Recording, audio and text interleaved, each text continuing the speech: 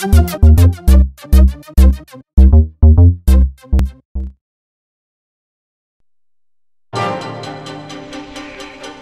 to this edition of the Stewart Hunter Weekly Briefing.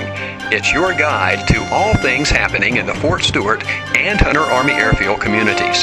Charlotte Martin has your weekly briefing after this. Welcome to FMWR Stewart Hunter Weekly Briefing. We keep you updated on what's going on so you can better plan your week. I'm Charlotte Martin. Thanks for joining us today. I'm currently standing outside of Dorchester Academy, one of the first schools for freed slaves, recognized for civil rights history. This is where Martin Luther King planned part of his civil rights movement only 50 years ago. We'll bring you the latest headlines. Here's what's going on. Snow could be in the Liberty County's future. Major General Tony Kukola talks about conditions for Third ID troops in Iraq. The Effingham Sheriff's Office is investigating a suspicious death of a 2-year-old child. Winter weather is causing cancellation at the Savannah Airport, and an Armstrong student is still missing. More on these stories when we come back. The worst terror attack since September 11 happened last week at America's largest military base, Fort Hood.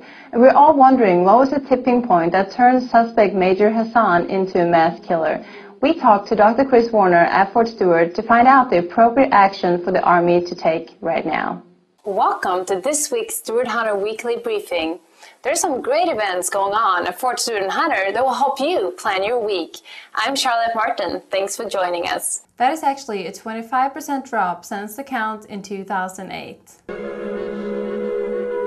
It was my duty. I was drafted.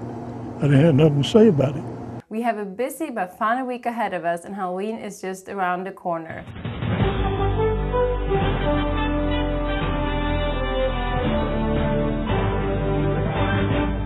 Hi, I'm Charlotte Martin. Thanks for joining us for your Liberty News Update. We bring you the latest headlines. Here's what's going on right now.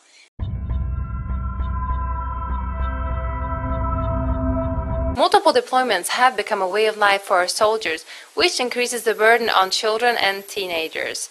However, a new study indicates that adolescents are not as stressed as many would have thought. The happiest place on earth is Disneyland, right? Wrong. A new study shows that Denmark is in fact the happiest place on earth, and Sweden, my home country, comes in second.